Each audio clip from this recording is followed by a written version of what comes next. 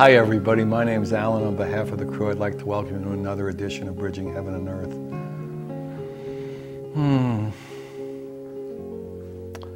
You know, as I was sitting here and as I was meditating before, you know, I knew we were going to come on and start doing the show, and I was going to, you know, welcome everybody and, you know, tell who the guests were and who the art pieces are from and the videos and all that. The expression of the saying that kept coming through me was, can't you just feel it? And really, I mean, can't you just feel the change in the air? Can't you just feel the healing? Can't you just feel the transformation happening?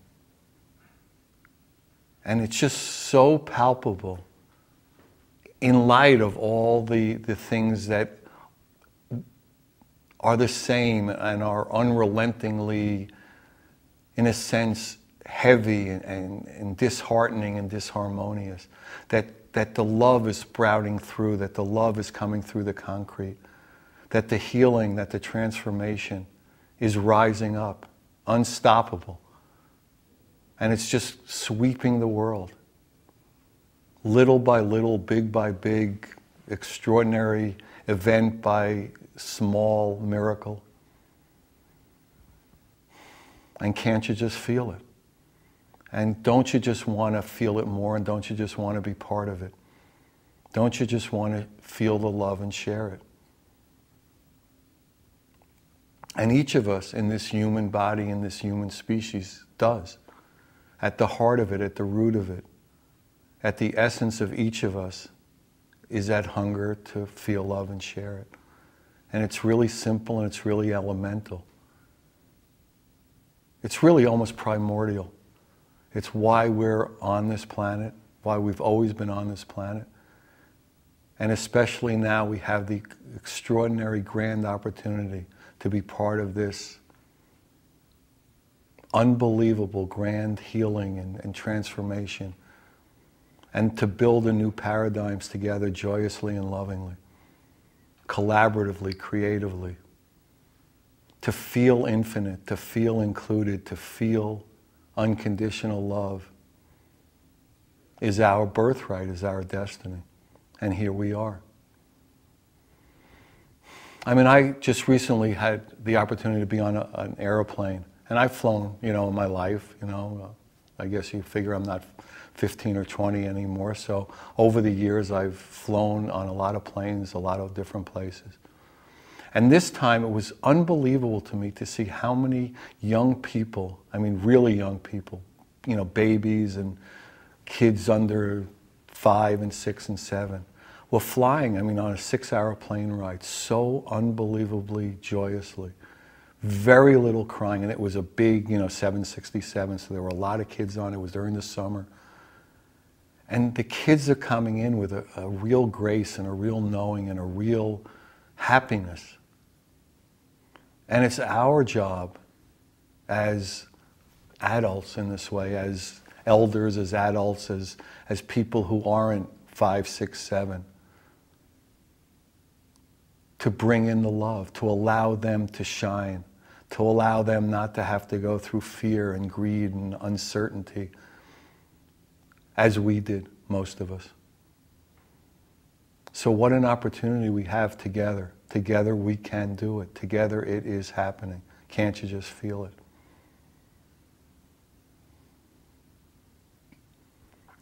And again, you know, that's what this show is about. That's why all these extraordinary volunteers have come together to make this show possible. That's why tonight's guest has come in from long distances, has driven long ways to be here, to share his gifts and his love. Gary Layman is a spiritual teacher, he's an author, he's an artist, he's a minister, he's a practical mystic. He's an author of an extraordinary new book, I Am Light, The Prodigal Path and Beyond. And Gary's literally spent his life seeking and finding a return to that root, to that first estate, to that essence, to that healing, which is basically the manifestation of God's love. To come home and to love. And that's what his book's about, and that's what his being is about, and that's what his life is about. And literally now he's traveling the world with that vibration, with that message, with that energy. And we're, you know, extraordinarily blessed and gifted to have Gary with us. And as most of you know, on the show we usually try to show videos that come in from all over the world. These beautiful music videos, these beautiful art videos, beautiful music art videos. Just anything that has that vibration of love, of the infinite inclusiveness in all its forms. And that's what the Bridging Show is about. To allow all those forms to be made available all over the world.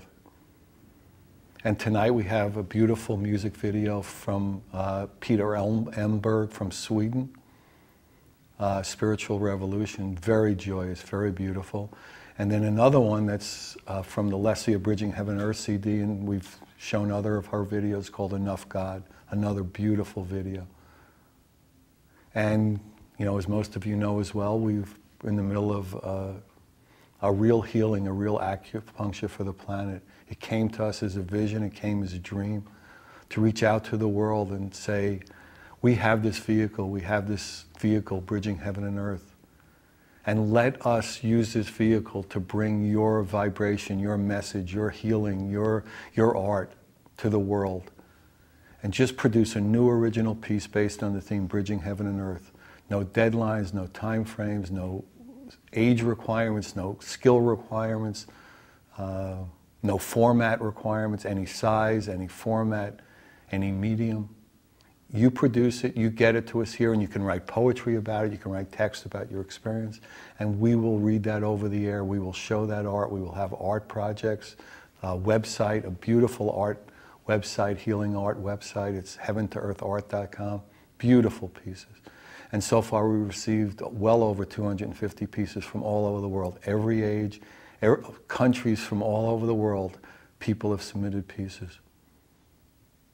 Really, I mean, I've said this almost in every show when I talk about this. If anybody wants to be uplifted, empowered, inspired, go to Heaven to Earth Art and just go through page after page of this art that came in, some from extraordinarily skilled artists, professional artists, and some from kids 3 years old, some from people who just wanted to be part of it and picked up Sharpie markers and, you know, in a way doodled, in a way did little drawings. And they're so powerful and so beautiful. So we encourage anybody who wants to be part of the healing, the creativity, the love, the acupuncture, to please join us. Just go to the site and call us, 805-687-2053. Think about producing a piece. Just let whatever your creative process is, produce a new original piece based on the theme Bridging Heaven and Earth, and then get it to us. And tonight we have a piece by tonight's guest who is a professional artist, has been a professional artist. Gary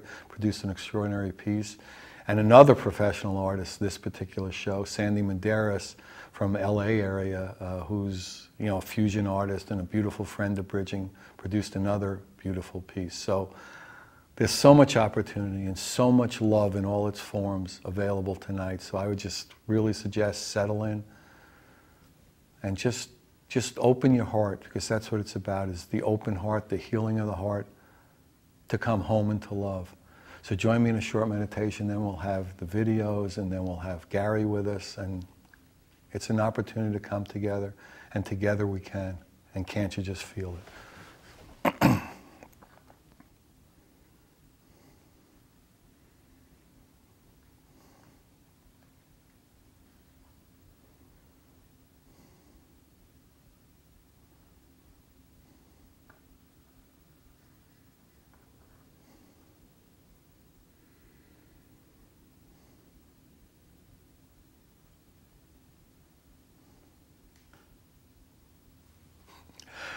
Thank you. So the first video tonight is Peter Elmberg from Sweden, Spiritual Revolution. It's so beautiful. Settle in, enjoy.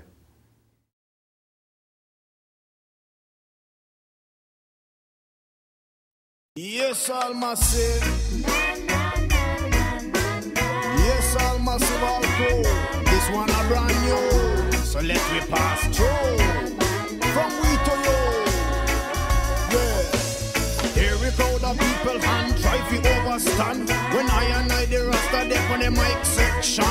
Me come fi wet the tongue, come fi tell the nation. Everywhere a war.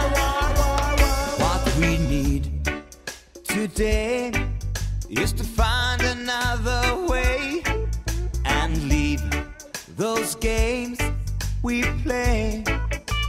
All around the world, people are getting hurt. Everyone's in search of love. Our words and our actions will cause positive reactions. Through heartfelt intentions, we'll make the change day by day. In the spiritual revolution, everyone's a contribution. The spiritual revolution starts within. In the spiritual revolution, everyone's a new solution. Spiritual revolution starts within. Now we mind, then can't stop the time. In a this spiritual revolution time. We can start a fire from a burning desire to reach even higher and higher. Every fire begins with a spark that lights up the dark. Deep inside our heart, it starts. Our words and our actions will cause positive reactions. Through heartfelt intentions, we'll make that change day by day. In the spiritual revolution, everyone's a contribution. The spiritual revolution starts within. In the spiritual revolution, everyone's the new solution. Spiritual revolution starts within. Adopt me say. We no joke and we no play. It have to start from your heart, right. Here we go, the people hand try to overstand. When I and I the rasta deck on the mic section. Me come fi wet the tongue, come fi tell the nation. Everywhere a war. Spiritual revolution starts within. Roots and culture, man.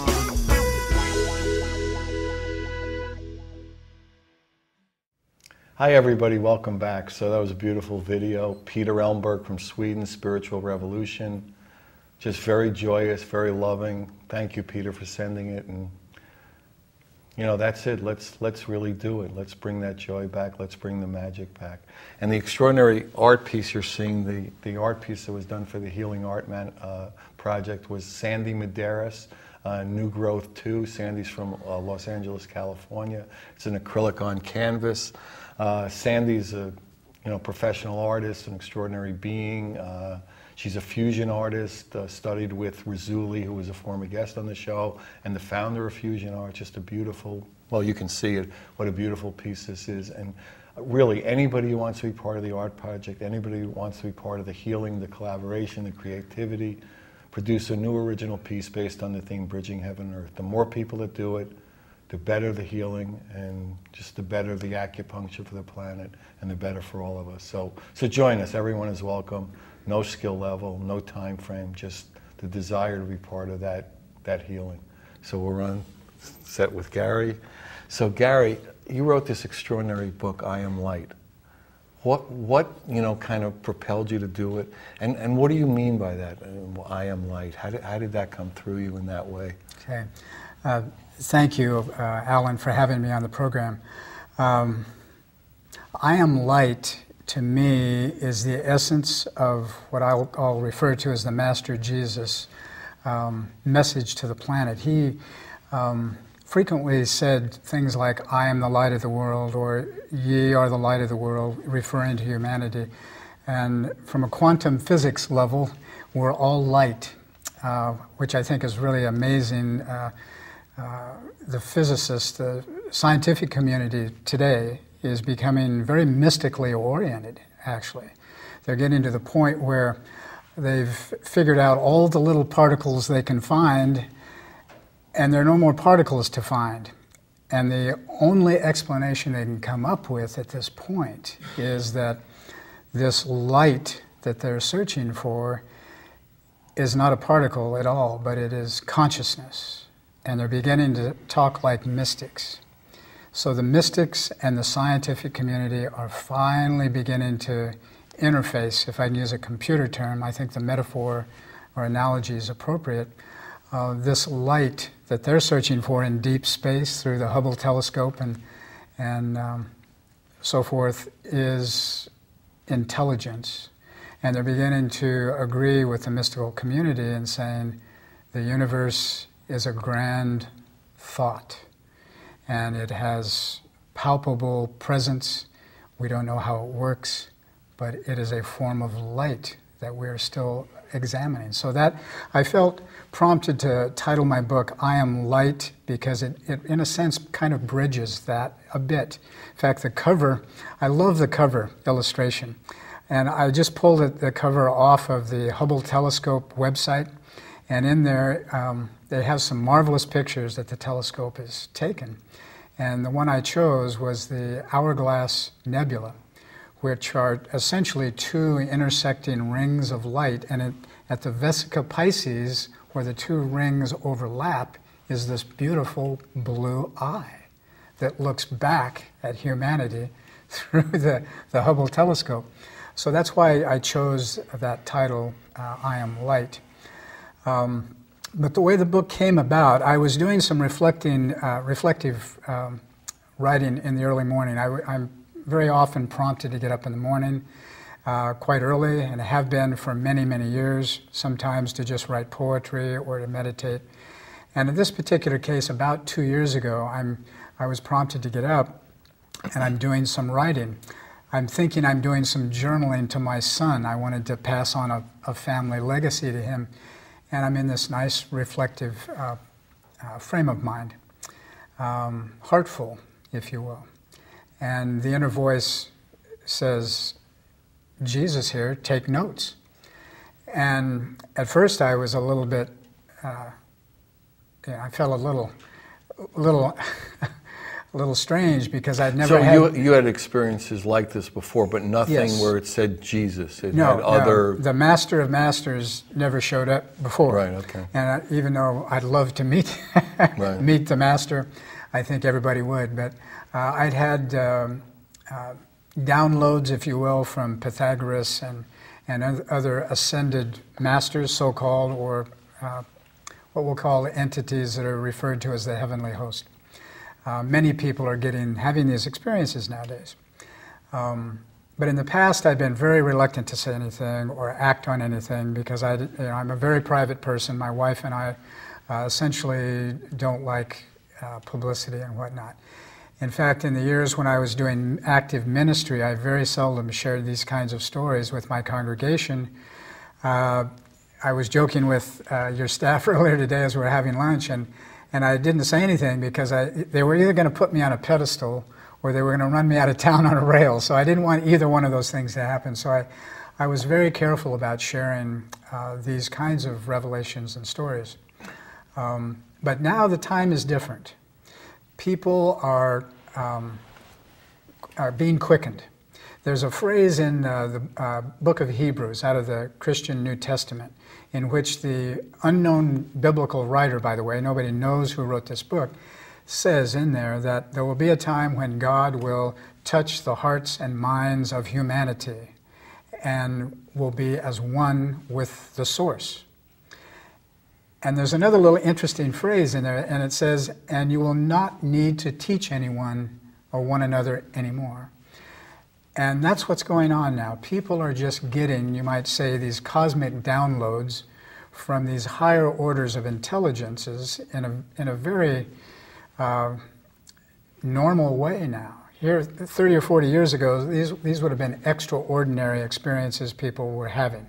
It's no longer extraordinary, and because it isn't, and maybe because my name is Layman, as the Master says in my introduction in the book, it's time for everybody to become a so-called channel.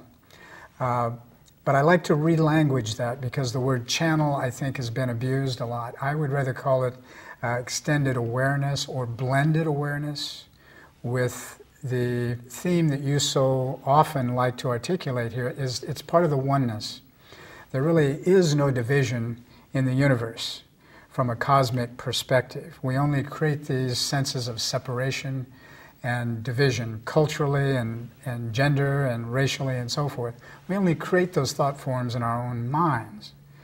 They're very powerful thought forms, however. And because we are divinely created by the Creator, we have these extraordinary powers to create great illusion. And that's essentially what we're waking up from now and coming alive to. So that was what initiated my writing experience. So when the Master said when that, Jesus came in and said, okay, take notes. Take notes. Take notes. And was anything else said or just that? Well, I think the feeling and intention was for me to tell my story. He was very clear. He said, just tell your story. And the story I'd been thinking about, in a general sense, was the prodigal journey that I've been on for the last 35 years or so. To return home. To return home, to quote the Father's house, like the parable in the scriptural story. And that's, of course, a metaphor or a parable about our return to our first estate, which is our union with the divine presence. Now, if I can use biblical references as just a place for discussion, I think we can. Although this go right ahead. This doesn't have to be couched in a sense of Christianity or Judaism. We could be talking about Buddhism or Vedanta Hinduism. But in the book of Genesis, where it says, "Let us create man in our image," it's very interesting. The term is plural, us. Not God, the one undivided, but let us create God in our image. And I won't go into the usness of that at this point, but we'll just say the multiplicity of the divine presence makes this statement in Genesis. And in that statement it says, let us create man in our image. Well, this is God, quote, God speaking in the book of Genesis. And to be in that covenant, that agreement that's later articulated there, to be created in that similitude and image is light. We spoke of light before. That means we're divinely created. Now that's a big responsibility if you're in a human body. But originally we weren't in a human body. We were created as light beings, and that is the first estate that I'm attempting to articulate in my writing in this prodigal journey that we're all on. Now the whole prodigal parable is about a man, or it could be a woman, who decides to cash in his inheritance from his wealthy father, which is the symbol of the divine presence, and go on this journey. And he chooses to go to Egypt. You know, we might go to Las Vegas, or we might go to Hawaii or Europe or something to play and to just experience. To experience the tree of knowledge and of good and evil that's described in Genesis, versus being content with the tree of life, which is alluded to also. At some point we decided to take this journey, just to see what life was about without being directly connected to the source. So that's what the prodigal parable is about. And I certainly can remember my prodigal journey. You probably too can also, Alan. Most of us can. We're born into this experience as human beings, into a family, into a culture, into a religious point of view ordinarily. We're genderized. We're no longer androgynous, non-gendered beings, but we're separated into masculine and feminine. So there's a lot of confusion when we look separate. And everything looks separate. Right. And because we have a sensory mechanism for interpreting the reality we're in, we have taste, vision, touch, and so forth, we begin to experience this reality from the outside in, and we think that's real, rather than experiencing our reality from the inside out. And that's the difference between somebody who's consciously on the mystical path, as many of us are, versus somebody who's very much materially oriented and essentially gaining their, quote, insight or perceptions from the outside in. It's particularly difficult now in the age that we live in, because we live in an age of amazing technology and incredible pop culture distractions and innumerable things that distract us. If we didn't have all that, and we were still connected to the planet like the Aboriginal cultures are, it would be easier for us to maintain our first estate, because our first estate is connected to the reality of the beauty of the planet and the original intention for the race of man to incarnate on the planet, which was to have a learning experience, but through nature, through the beauty of the animal kingdom and the nature kingdom and the canopy of stars, all of that experience that the Aboriginal cultures revere and effectively worship, actually. But we're not talking about animism here, we're talking about a different internal reality than nature worship. But the one wonderful connection about Aboriginal spirituality is it's so intimately connected to the nature kingdom and thus the angelic and devic kingdoms that the inner voice stays alive more effectively with maybe, I can't make a complete generalization, but the Aboriginal people of Australia would be a good example. They talk about the dream time, for example. They're completely internalized in their reality, to the extent that the older generations of Aboriginal people would not even build houses, or they weren't interested in the tools, for example, that the British brought when they came to Australia, because they knew it would be a distraction. They consciously made a decision not to be primitive savages like the British thought they were, but they consciously made a decision to maintain the inner dream life they had, to the extent that they would just go naked in the world to experience that inner reality. But cultural distractions and ethnocentricity and so forth from that Western point of view judge them as other, when in fact they were really connected to a deep mystical reality. Does that help in terms of what light means and how the book got started? I don't, if you'd like, I can continue, but we can laugh about this. What was it very interesting when the master gave me this assignment. He just said, tell your story. I said, okay. Well, at this point in my life, I do have a story. And that story actually took about 30-some years to develop. And part of that story was waking up in the culture back in the 70s, which dates me, of course, and realizing it wasn't meeting my needs anymore.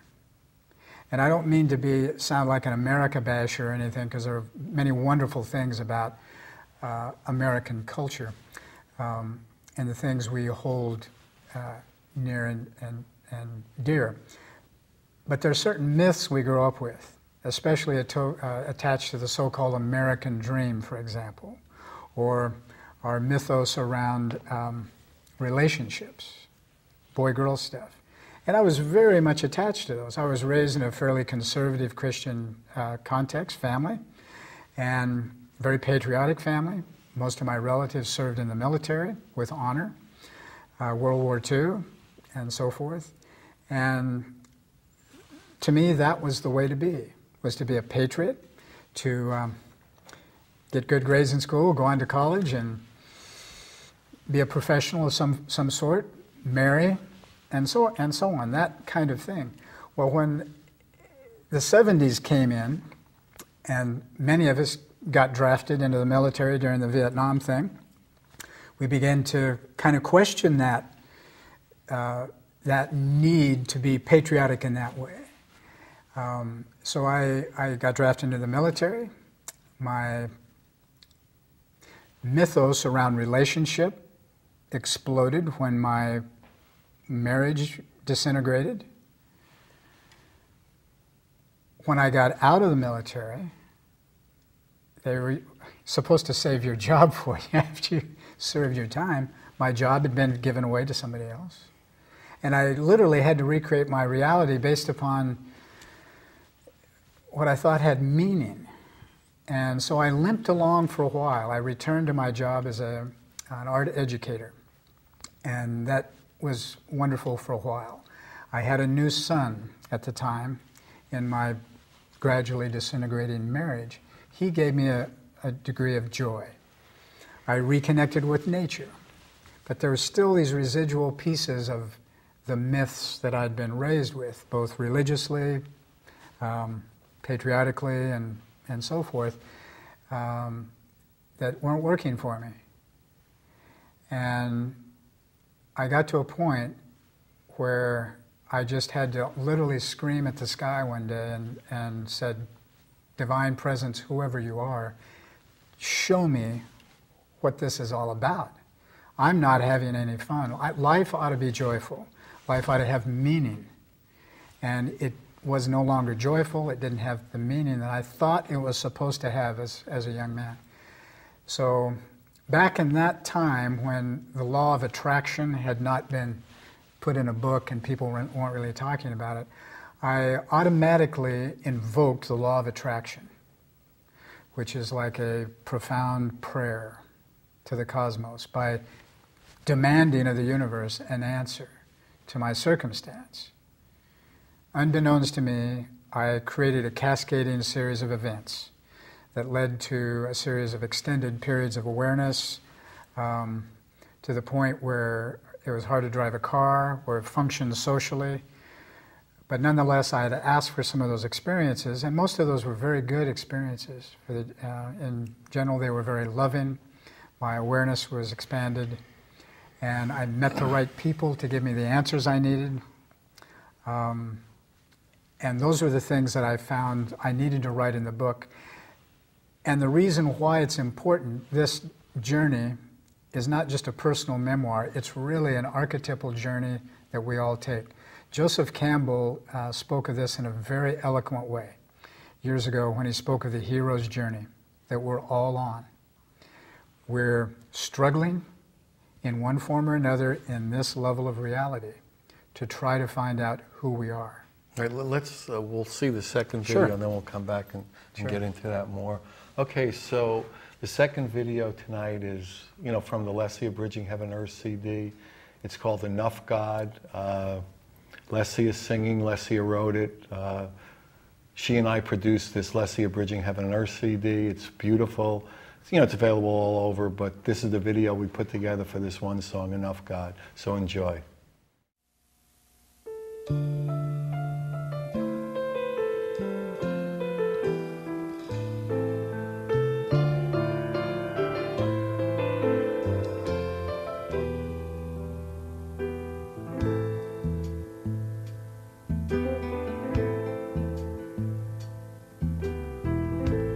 Teach him how to hate.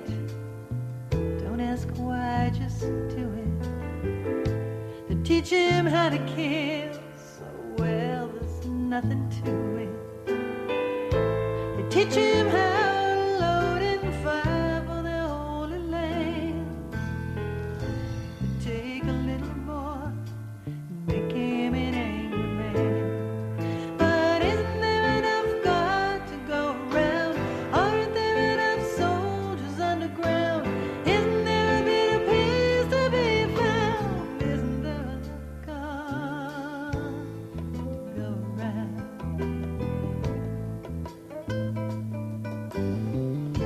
And on the other side sits a mother crying. The son is back, but not for long, 'cause he lies dying.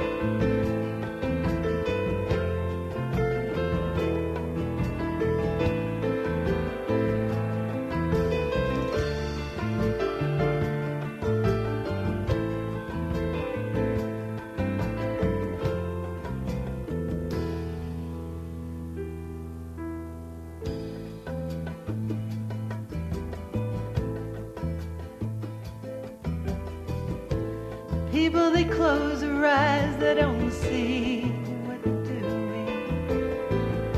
'Cause they'll trade anything for the dreams that they're pursuing. They burn, they bomb, they bargain for their holy land. But nobody wins that way. Nobody ever can. Tell me, isn't there enough God to go around? Aren't there enough soldiers underground? Isn't there a bit of peace to be found? Isn't there enough God to go around? Isn't there enough God to go around? Aren't there enough soldiers underground? Isn't there a bit of peace to be found? Isn't there enough God to go around? Isn't there enough God? Isn't there enough God? Isn't there enough God to go around? To go around? To go around? To go around?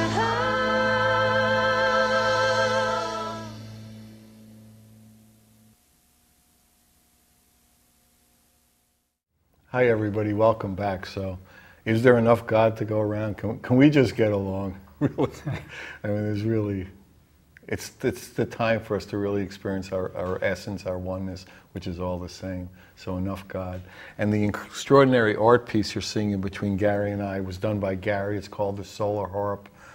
I mean, clearly it's just an extraordinary piece. Why don't you talk a little bit about, how it came to do that and Sure. what it meant to you and all that. Surely. I'd been doing a series of pieces of art over the years, and the solar harp just presented itself in a vision, you might say. And this whole process was actually part of this law of attraction concept that I was mentioning to you earlier.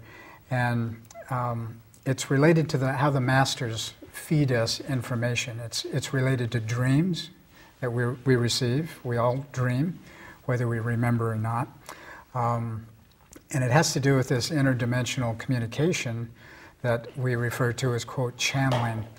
But symbols are very potent, and they convey such amazing information. And of course, we've all heard the old Chinese expression. I guess it's Chinese, a picture is worth 1,000 words. And these images began to come to me spontaneously as I was working on mandalas one day. And I'll tell you a little story very briefly and then move on to the solar harp. I was doing some mandalas with circles and six-pointed stars, just intuitively being guided to do this, not quite knowing why, but I just was surrendering to it as I was surrendering to guidance that I was asking for. And lo and behold, the phone rings one afternoon, and the lady on the other end of the phone said, "Mr. Layman, your gold marking pens are ready. You can come pick them up."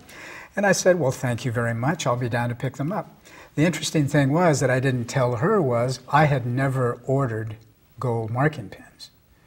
But my friends in the invisible knew I needed to work with these gold metallic markers in order to magnetize certain energies, I'll say. Did they use your credit card?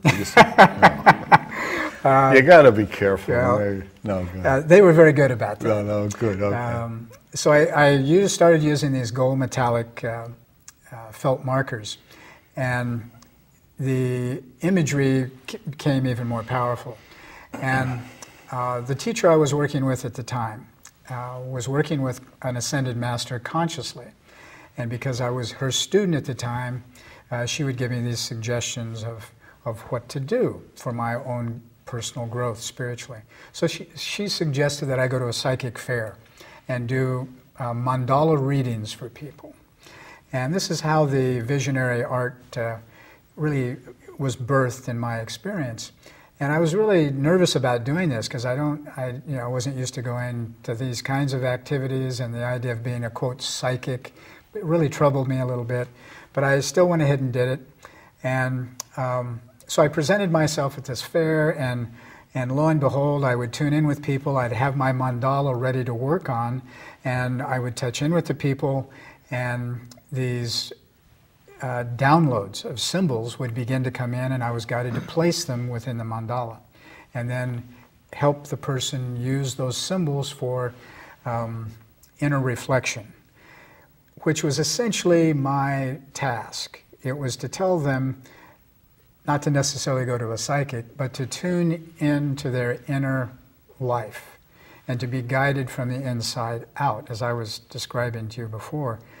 The mystical life is about guidance from the inside out and reality from the inside out. So my task at these fairs was to give people a meditation tool to reflect on so they could be guided from the inside out, and not to tell them about what their next relationship was going to be, or if they're going to get a job, things like that. That was not my purpose for being there. So that was how that visionary art channel worked for me many years ago.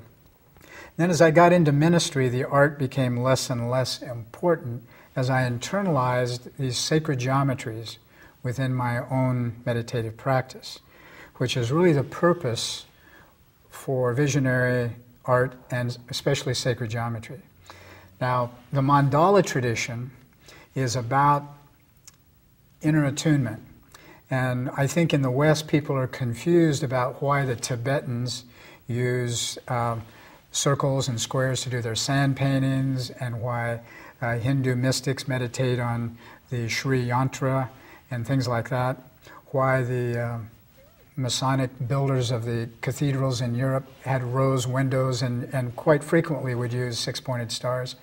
These are placed on the planet through what I'll call interesting means that are beyond my description, so that humanity can reflect on the inner life through color, sacred geometry, and symbol. And although this may be hard to get our minds around, the music of the spheres, the so-called music of the spheres, is an invitation for conscious seekers to go within and think geometrically. Now, this may be kind of a stretch, but the cosmos is really very geometric and very Platonic solid oriented. Spheres, cubes, dodecahedrons, and things like this are the building blocks, the foundation for the physical universe. And what they are reflections of the consciousness and actually the life streams of the celestial host. When we lose our body, our physical body, we no longer have a need to stand upright, have an upright spine, and be bipedal, and have arms and digits and so forth. Our nature in these other realms is more geometric in nature. It's light in another form, without these essentially what is an animal body, with an interesting visitor inside. And because we are geometric in nature, when we think about these things, hold them in consciousness, we get to think and feel and sense like the host of light. Because where we place our attention is what we become. And for the mystic to contemplate nature, beauty, you could use a beautiful rose if you wanted to. It would accomplish the same thing. To look at a flower and get the aromatic sensation through our nostrils and the beauty through our eyes, and to feel the beauty of a rose, is to do a geometric meditation or a mandala. It's just happening in a different form. So as I did these paintings over the years, it was like an attunement with the masters. And I sold a few and kept a few. And this one I knew I was keeping for a particular purpose. I didn't know what until I connected with you, with your bridging program. And this image here essentially is a meditation invitation. The central eye figure obviously is a symbol for the all-seeing eye. The women of the East actually have a dot on their forehead that symbolizes the all-seeing eye of the divine, which is an invitation to cultivate the inner vision, not the external vision that we're used to.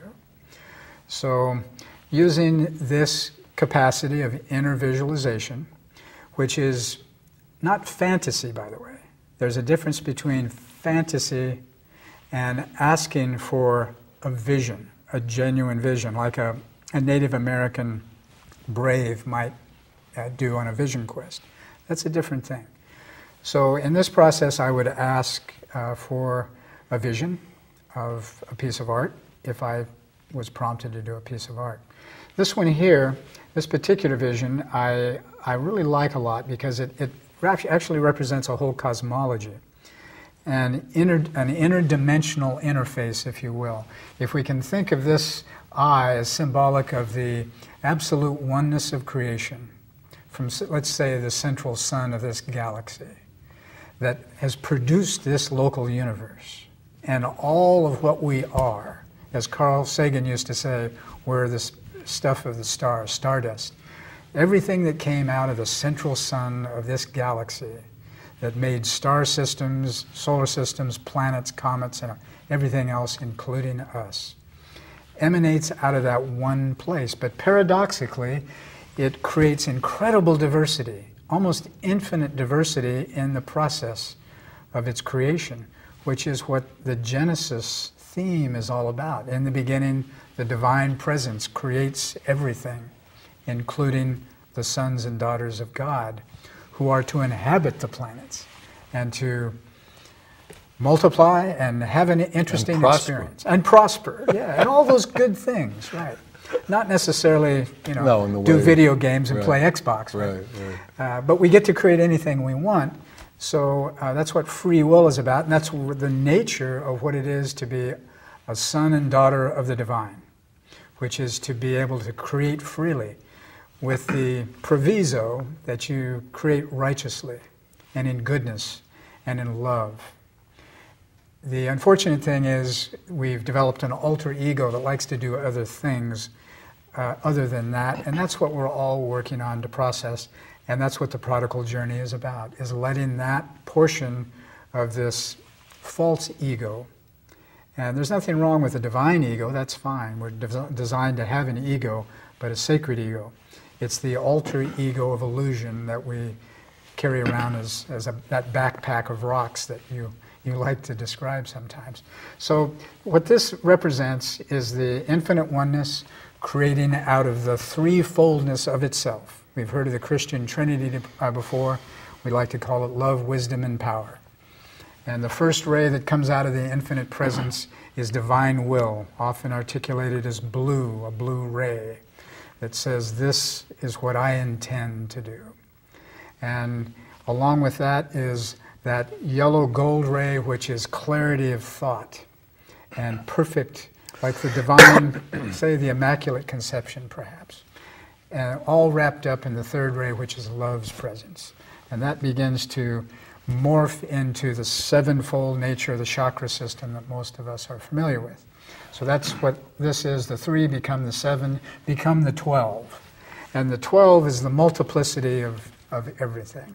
So to contemplate this particular mandala or visionary piece of art is to attune, in a sense, with the cosmos and everything there, all the way down to the level of third-dimensional reality on the planet. And you know, this isn't divided up into a graph and all of that. It's more of a visionary kind of glory cloud thing. But that's what I was guided to do. And in the process of doing it, it helped me attune more mystically to the source from which this was coming. And it took me a long time to really know where some of the sacred geometry is coming from, but it came from Master Pythagoras. And what better master to work with, the inventor of the Western musical scale and master mathematician and philosopher and so forth. So that was the master I worked with to create this piece here. You can feel the power, really feel the beauty of it. Very powerful. So I would say there are two ways we can go now. Would you like to talk about like how we come back to from, you know, yes. back, Yes. or would Yes. you like to do a guided meditation or put them together? Let me do a little bit of an intro to stage the meditation, because the meditation is important. Okay. On this prodigal journey that we're on, all it takes is for, because I'm telling the story, and this was what the Master wanted me to do, was tell the story, which is really everybody's story, vis-a-vis Joseph Campbell, the hero's journey. The hero's journey is our return to the Father, essentially. He couched it in more psychological, cultural terms. Yeah, to heal the heart, to return to love. Right, to return to love's presence. Right. So in the process of doing all of this, I came to a series of spontaneous awarenesses over time, and still, even though I was able to contact these very high levels of awareness, I still had to function in the world. So I still, had remnants of this prodigal journey within my life. But in this last couple of years, I realized I had to clean the slate completely in order to go to the highest level, and that's where the book came from. Because I had to complete the prodigal journey and then invite people to go to the next level, which is to become your own, quote, channel. So that from this time forward, as the book of Hebrews says, we all become unified in this wonderful theme that you've articulated so beautifully over the last 15 years. This sense of oneness is not only possible, it's achievable now. We don't have to wait for 2012. We don't have to wait for anything, because we can actually shapeshift time. We're timeless beings. And in doing reflective meditation, you drop out of time, which is fourth dimension, and you enter fifth dimensional consciousness, which is this higher mind of the heart mind, Christ mind, Buddha mind, if you will, a light taste of samadhi. That is the interface between the fifth dimension and sixth dimensional awareness, which is where we're moving towards. And anybody can do this, and anybody can activate the law of attraction, because we're all sons and daughters of the Most High. And that loving Father, just like in the prodigal parable, welcomes us back, saying, you had an interesting experience, but I'm still here. Welcome home. Then we inherit the tree of life, which is this 12-fold nature, symbolized in the zodiac, perhaps? The 12 disciples, it says? I know it's going fast because it's so beautiful, but in 30 seconds, what the most important thing you want people to get out of this time together? Our time together? Take time in the silence. I would recommend in the morning. That doesn't mean you have to get up at 5 o'clock in the morning and write, but to take time in the silence when we're coming out of the dream state, we're coming out of the fifth dimension, the fourth dimensional interface into 3D, and take time at that very moment before the intellect begins to before the show ends. Before it happens, and just take time and breathe and love yourself and love God. Beautiful. Okay. So if you want any information about Gary, the book, the art, anything, call me Alan, 805-687-2053, 805-687-2053. Good night. We love you. God bless you.